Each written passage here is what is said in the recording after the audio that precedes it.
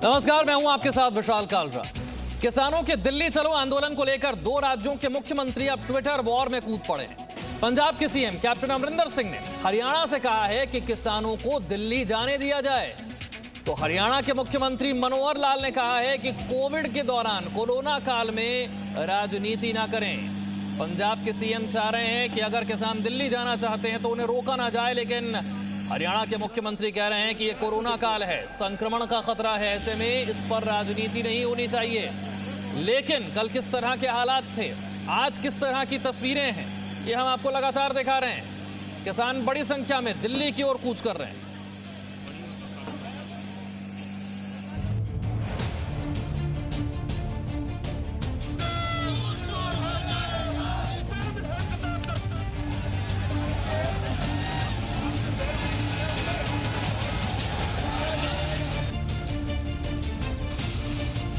नए कृषि कानूनों को रद्द किए जाने की मांग को लेकर किसान दिल्ली मार्च कर रहे हैं, लेकिन हरियाणा में ही इन किसानों को रोकने की पूरी कोशिश की गई। हरियाणा में किसानों को रोके जाने की कार्रवाई से पंजाब के सीएम अमृत गए और उन्होंने हरियाणा पुलिस की इस कार्रवाई पर कड़ी आपत्ति जता दी। इसके बाद तो सीएम मनोहर लाल ने ट्वीट्स की बौछार कर दी। एक के बाद एक उन्होंने 3 ट्वीट्स कर पंजाब के सीएम पर राजनीति करने का आरोप लगाया।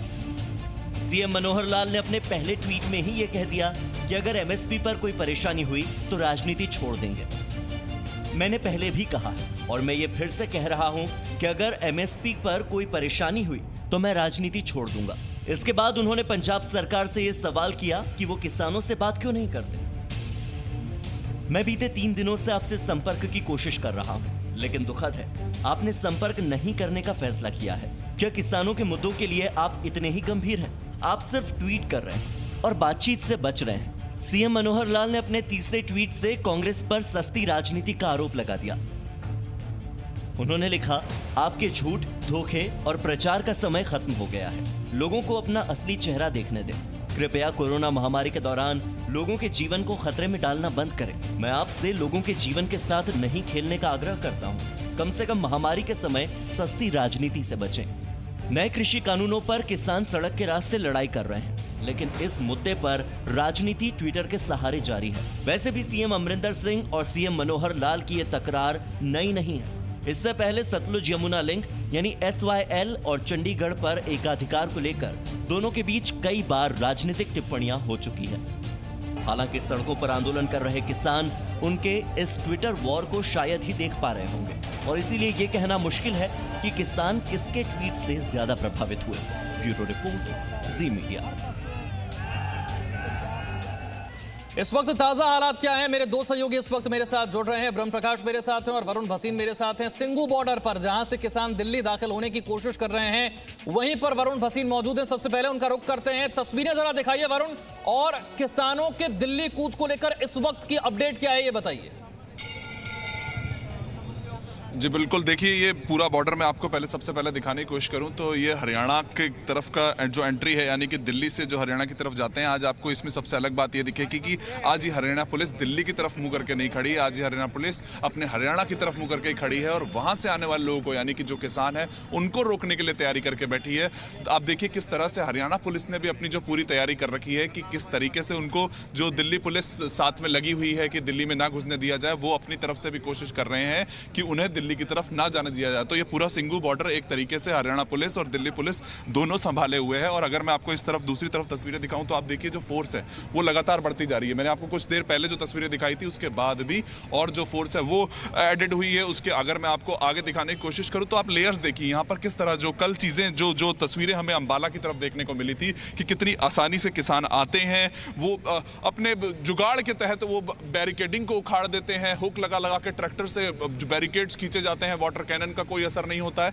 वो इसी का डर यहां पर सता रहा है कि आप देखिए वो लेयर किस तरीके से लगाई गई है। एक बहुत बड़ी मात्रा में जो पानीपत की तरफ जो संख्या लगातार बढ़ती जा रही है किसानों की, उसको देखते हुए यहां पर लेयर्स के तहत अब किसानों को रोकने के लिए प्लानिंग चल रही है। सुबह से यहां पर जो ऑफिशियल्स हैं, हायर ऑफिशियल्स पुलिस के, वो मौजूद हैं, वो यहां पर लगातार चक्कर लगा रहे हैं, क्योंकि सबसे बड़ी चिंता इस वक्त दिल्ली और हरियाणा पुलिस की यही है कि किस तरह से इतनी बड़ी संख्या के जो किसान लगातार पहुंच रहे हैं, जो ट्रॉलीज, जो ट्रैक्टर्स लगातार पर पहुंच रहे हैं उनको रोका जाएगा। आपको मैं एक ट्रैक्टर की तस्वीर दिखाने की कोशिश करता हूं कि ये जो ट्रैक्टर है एक संदेश के तौर पर सुबह 3 किसान इस पर आते हैं, वो कहते हैं कि हम दिल्ली जाना चाहते हैं, इसको रोका जाता है। एक संदेश के तौर पर उन्होंने रात को 3 बजे ये ट्रैक्टर भेजा है कि अब हम लोग पहुंचने वाले हैं। तो आप सोचिए वो संदेश आ चुका है और उनका ये कहना है कि आज दोपहर तक हम इस बॉर्डर को पक्का पार करके आपको दिखाएंगे। अब एक तरीके से वो फाइट शुरू हो चुकी है कि जो बहुत लंबे समय से 2-3 दिन से इंतजार कर रहे थे, कल रात को स्पेशली आराम किया गया।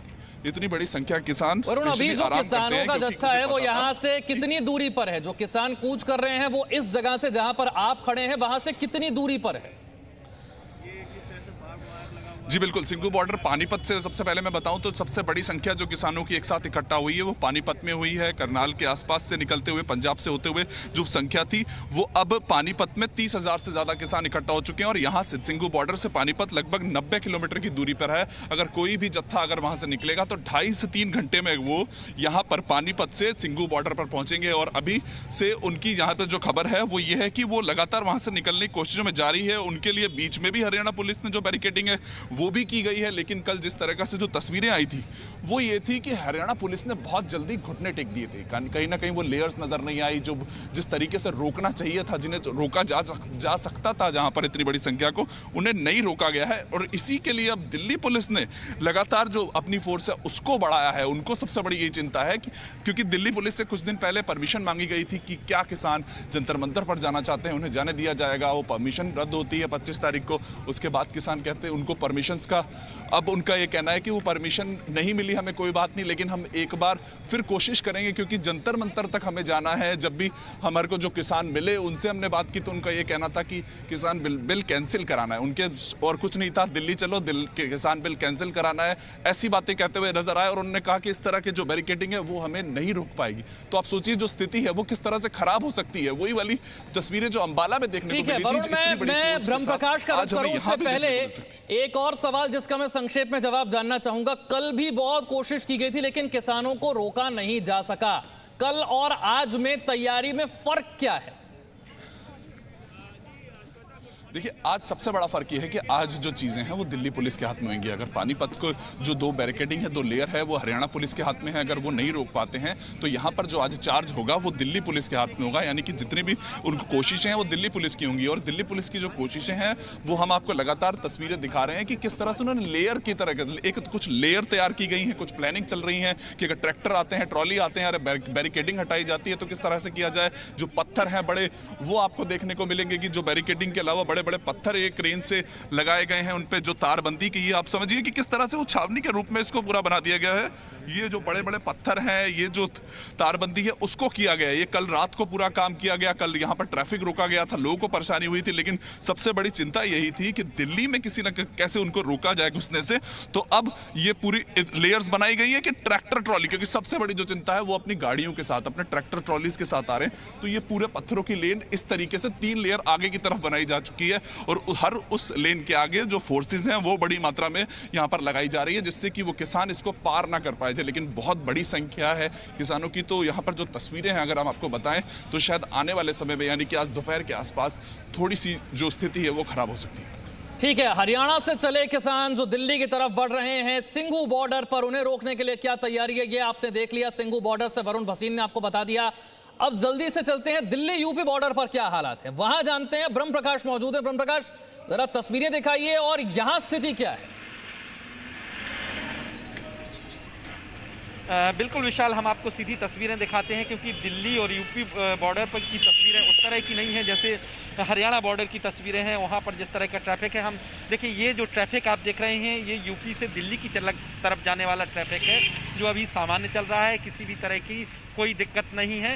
हालांकि सुरक्षा के लिहाज से पुलिस ने इंतजाम किए हैं, क्रेनें लगाई गई हैं, वाटर कैनन गाड़ियां लगाई गई हैं और साथ में कुछ बसें रखी गई हैं कि यदि हिरासत में लेना पड़ा प्रदर्शनकारियों को तो उनको भी हिरासत में लिया जा सकता है। तो ये तैयारी की गई है पुलिस की तरफ से।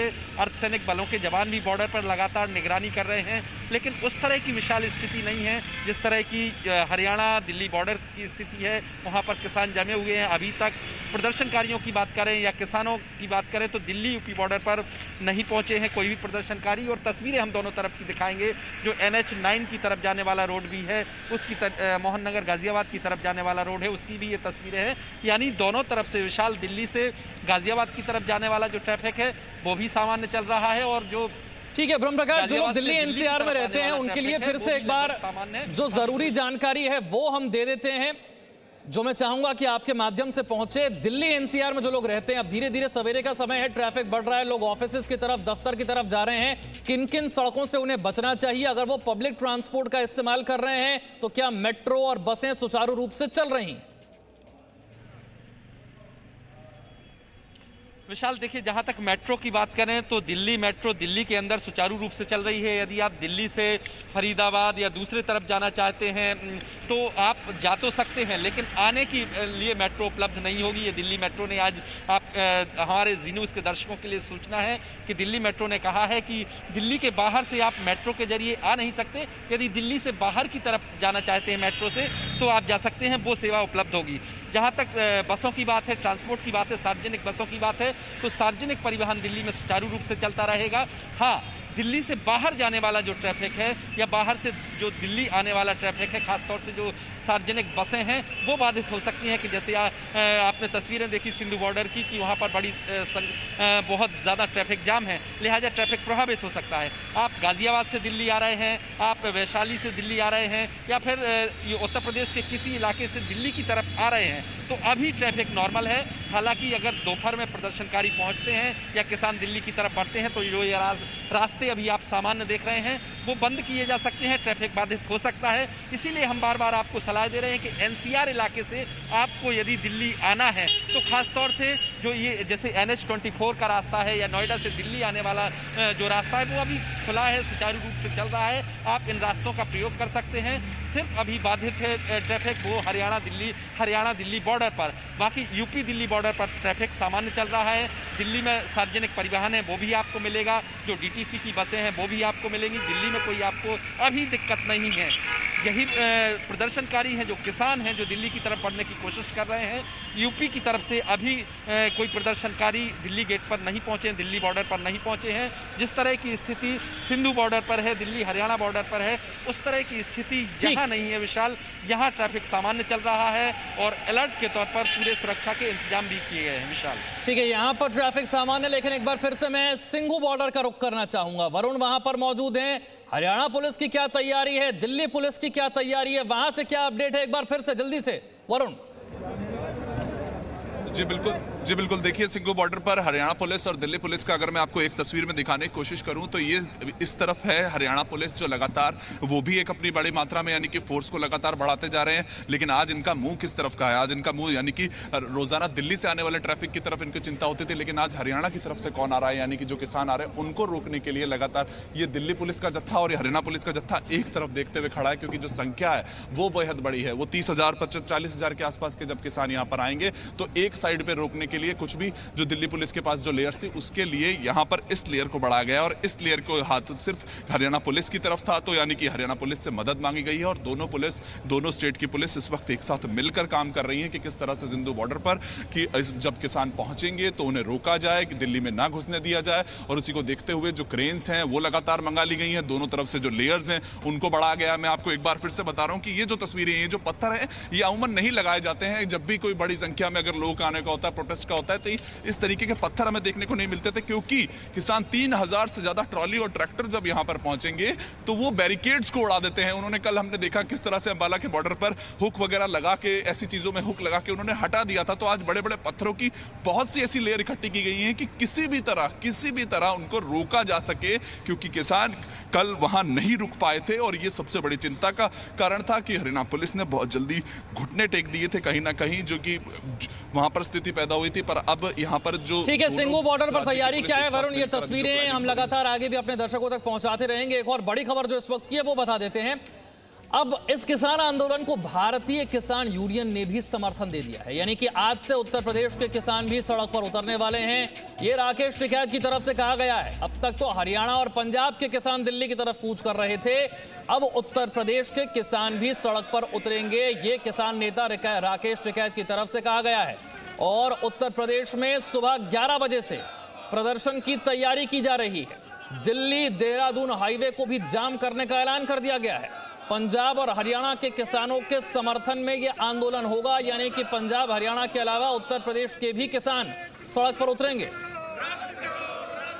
27 तारीख से किसान सड़कों के ऊपर आएगा, हाईवे के ऊपर आएगा, अपना पूरा सामान लेके, पूरे ट्रैक्टर के साथ में, अपना खाने पीने के साथ में किसान अपना हाईवे के ऊपर आवे।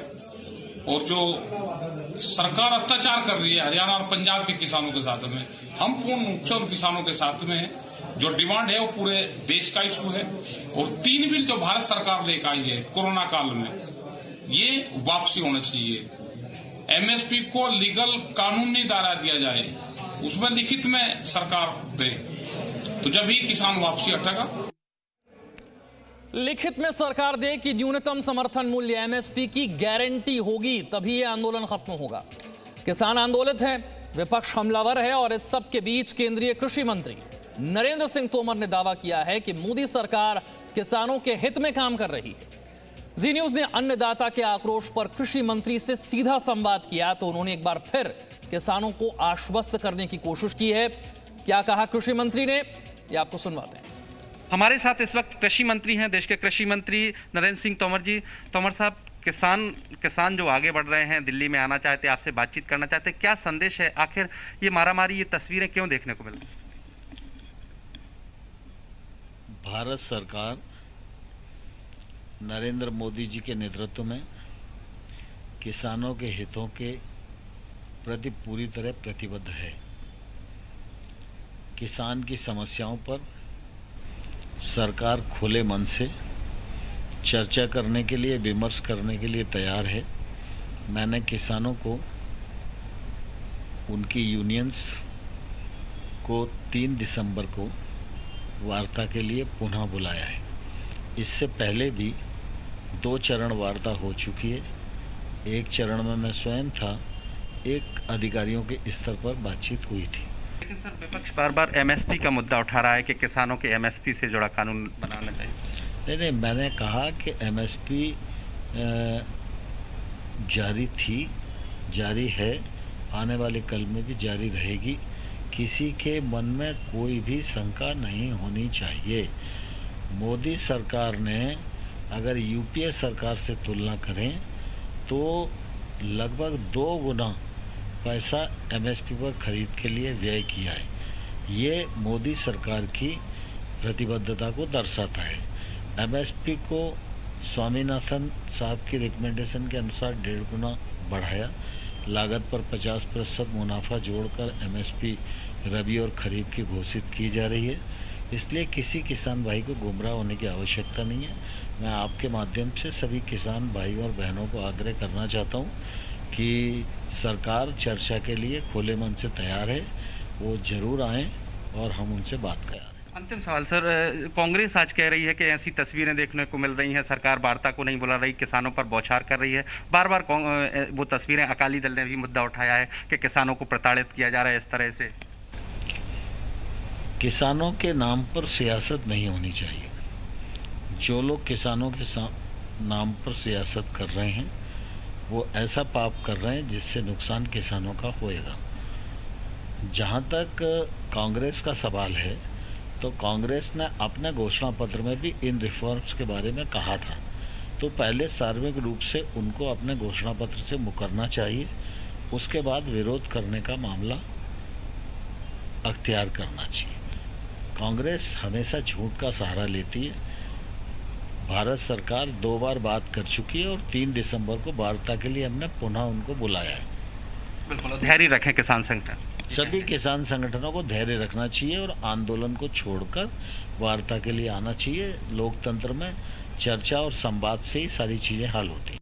Presenting B News app available on Google Play and App Store. Download it now.